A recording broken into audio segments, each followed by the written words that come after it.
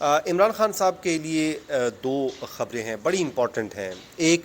تو ان کے اوپر جو الزام تھا ان کی مبینہ بیٹی کو لے کے ڈسکوالیفائی کرنے کا کیس تھا جو اسلام آباد ہائی کورٹ میں زیر سماعت تھا، جس پر فیصلہ محفوظ ہے۔ اس سے متعلق کیا خبر ہے وہ ہم آپ کے ساتھ بات کریں گے، اور ساتھ ہی ساتھ جو اب تک کی بہت امپورٹنٹ اور بہت ڈیولپمنٹ ہے، بڑا ہی یہ ذاتی نوعیت کا معاملہ ہے، لیکن اب کیونکہ کورٹ میں آ گیا ہے، کل یہ آیا لیکن اس کے باوجود میں نے اس پہ بات نہیں کی۔ میں نے کہا بڑا یہ پرسنل لیول کا معاملہ ہے، لیکن بہرحال اب بینگ اے جرنلسٹ ہمارا کام ہے، جو بھی خبر آئے وہ عوام کے سامنے رکھنا ہمارا حق ہے، اور عوام کے اوپر ہے کہ وہ اس خبر کو کیسے دیکھتے ہیں، اس کو کیسے لے کر چلتے ہیں۔ بالکل جو خبر ہے آپ کو معلوم ہو چکی ہوگی کہ عمران خان صاحب اور ان کی اہلیہ بشرا عمران کے اوپر ایک الزام عائد کیا گیا ہے کہ عدت کے دوران انہوں نے نکاح کیا تھا،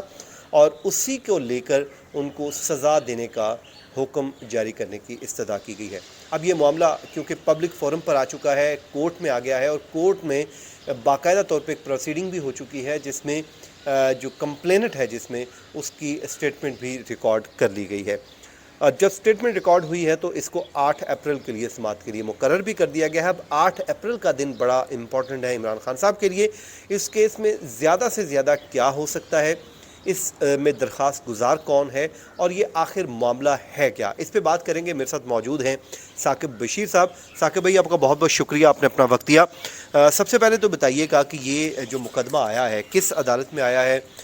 جو مجسٹریٹ ہیں ان کی عدالت میں کب آیا، اور اس پہ کارروائی کیا ہوئی، اور اس میں بنیادی طور پہ کہا کیا گیا ہے، درخواست کیا ہے؟ یہ بڑا خاموشی سے جو ہے وہ پرائیویٹ کمپلینٹ فائل ہوئی ہے، جس کے بارے میں پہلے تو معلومات ہی نہیں تھیں۔ گزشتہ رات کو یہ معاملہ سامنے آیا، کیونکہ پرائیویٹ کمپلینٹ فائل ہوتی ہے، اس کے بعد وہ مارک ہوتی ہے، متعلقہ جج کے پاس جاتی ہے، پھر وہ اس کو انیشلی سنا جاتا ہے۔ تو یہ ایک پورا پروسیس ہے۔ اس پروسیس میں بعض اوقات چیزیں سامنے آ جاتی ہیں، کیونکہ اتنا ہائی پروفائل معاملہ ہے، اتنا ہائی پروفائل کیس ہے، لیکن بڑا خاموشی سے یہ کیس جو ہے وہ کل جو ہے وہ رات کو سامنے آیا۔ اس کیس میں جانے سے قبل میں یہ کہوں گا کہ سب سے بڑا جو معاملہ ہے، جو مشکلات بھی پیدا کر سکتا ہے عمران خان کے لیے اور بشرا بی بی کے لیے، وہ ہے مفتی سعید کی انٹری۔ اب بظاہر تو جو پرائیویٹ کمپلینٹ آئی ہے، مفتی سعید اس میں بطور گواہ ہیں، وٹنس، اس میں ایک ہی وٹنس ہے۔ ایک ہی وٹنس ہے، اور وہ ہے مفتی سعید۔ اب مفتی سعید وہ ہیں جنہوں نے عمران خان کا جو نکاح تھا ریحام خان کے ساتھ وہ بھی پڑھوایا تھا۔ پھر اس کے بعد جب یہ نکاح پڑھا گیا، پہلا نکاح جب پڑھا گیا لاہور میں بشرا بی بی کے ساتھ، یہ نکاح بھی انہوں نے پڑھوایا، اور اسی کمپلینٹ میں یہ لکھا ہوا ہے کہ دوسرا مطلب انہوں نے یہ لکھا ہے کہ ان کو نکاح کے وقت یہ بتایا گیا، انہوں نے پوچھا کہ کیا عدت پوری ہو چکی ہے، تو ان کو یہ بتایا گیا کہ ہاں عدت پوری ہو چکی ہے، تو انہوں نے وہ نکاح پڑھا دیا۔ اس کے بعد وہ کہتے ہیں کہ بعد میں جب ان کو پتہ چلا تو ادھر بنی گالہ میں پھر دوبارہ انہوں نے نکاح پڑھایا۔ تو یہ مفتی سعید کا جو کردار ہے، اگر واقع ہی کیونکہ کمپلیننٹ نے تو وٹنس باکس میں رکھا ہے مفتی سعید کو، لیکن اب مفتی سعید کیا آئیں گے گواہی کے لیے، یہ بڑا، اور اگر وہ آتے ہیں تو وہ اسٹیٹمنٹ وہ کیا دیں گے یہ بھی دیکھنا ہوگا۔ لیکن اس میں ان کی جو ویڈیو اسٹیٹمنٹ ہے اس کو بھی تو ریکارڈ کا حصہ بنایا گیا ہے، وہ کتنی امپورٹنٹ ہوگی اس کیس میں؟ ویڈیو سٹیٹمنٹ تو میرے خیال میں ایک لینتھی پروسیس ہے، اس کو ایگزامن کرنے کے لیے وہ کہیں گے کہ آپ کو سباق تھا، کچھ بھی تھا، کوئی معاملہ تھا۔ بیسک جو پوائنٹ ہے وہ یہ ہے کہ جس طرح آپ نے کہا کہ عدالت کے سامنے مفتی سعید آ جائیں اور آ کر کیا بیان دیتے ہیں، کیونکہ بیان جو ہوتا ہے وہ آن اوتھ ہوتا ہے۔ مفتی سعید ایک مذہبی اسکالر بھی ہیں، مفتی ہیں، وہ مطلب اسلام کو زیادہ جانتے ہیں، تو اس لیے یہ کہنا کہ مطلب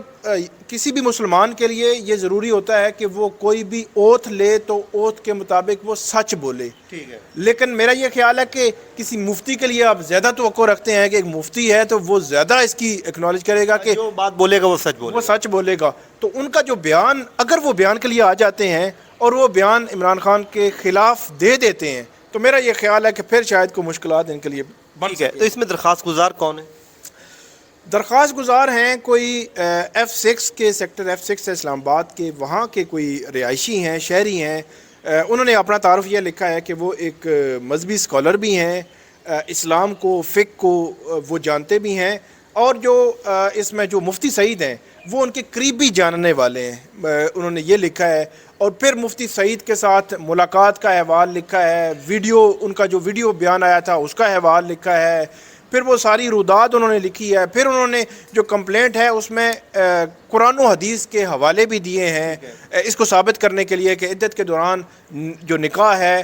اس کی ممانعت ہے، گناہ ہے یا خلاف قانون ہے، اس کو انہوں نے ثابت کرنے کی کوشش کی ہے۔ تو عمران کیا نام ہے ثاقب بھائی، اس پہ جو 8 اپریل کی ڈیٹ رکھی گئی ہے، اب وہ کیا ڈیٹ ہے، اس پہ کیا ہونے جا رہا ہے، کیا ہوگا اس پہ؟ طریقہ کار تو یہ ہوتا ہے کہ ابتدائی جو اسٹیٹمنٹ ہے وہ ہوئی ہے کل اس میں کمپلینٹ کی، ابتدائی اسٹیٹمنٹ کے بعد اب کورٹ جو ہے وہ فردر اب دیکھے گی۔ اس میں پرائیویٹ کمپلینٹ میں طریقہ کار یہی ہوتا ہے کہ کمپلینٹ کی اسٹیٹمنٹ ہوگی آن اوتھ،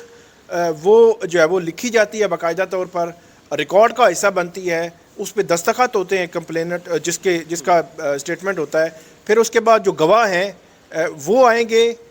اور گواہ جو ہے وہ اپنی اسٹیٹمنٹ ریکارڈ کرائیں گے، اس اسٹیٹمنٹ کو بھی ریکارڈ کا حصہ بنایا جائے گا، وہ لکھی جائے گی، آن اوتھ ہوگی اسٹیٹمنٹ، اور اس کے بعد جو کمپلیننٹ سائٹ کا جو وکیل ہے وہ آرگو کرے گا اپنی جو انیشل جو ابتدائی درخواست کو قابل سماعت قرار دینے جی ابتدائی طور پر کیس کو اسٹیبلش کرنے کی کوشش کرے گا کہ میرا کیس بنتا ہے۔ اس کے بعد پھر کورٹ جو ہے وہ دیکھے ایگزامن کرے گی، ہاں اگر آپ کا کیس بنتا ہے، اگر کورٹ سمجھے کہ کیس بنتا ہے بادی النظر میں، تو وہ قابل سماعت ہونے میں مینٹینیبلٹی پہ ڈیسائیڈ کر دیں گے، اور اس کے بعد پھر عمران خان اور اس میں نوٹسز اگر دوسرے ہوئے کو تو نوٹسز ہو جائیں گے۔ ٹھیک ہے، چلیں جی یہ دیکھتے ہیں اب 8 اپریل کو اس پہ کیا ہوتا ہے۔ ایک فیصلہ محفوظ کیا گیا تھا اسلام آباد ہائی کورٹ میں، وہ اب کب تک آ سکتا ہے؟ اس پہ جو ان کی بیٹی کو لے کے ہے وہ کیا کب تک فیصلہ ہو سکتا ہے؟ وہ بھی بڑا امپورٹنٹ کیس ہے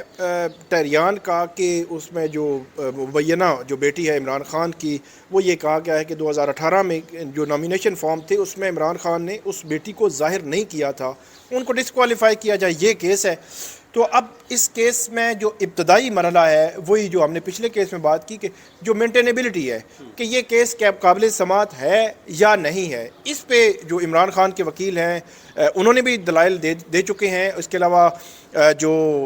شہری ہیں محمد ساجد ان کے وکیل بھی دلائل دے چکے ہیں، الیکشن کمیشن کی جانب سے بھی جو تفصیلات آنی تھی وہ آلموسٹ آ چکی ہوں گی۔ اب مینٹینیبلٹی پہ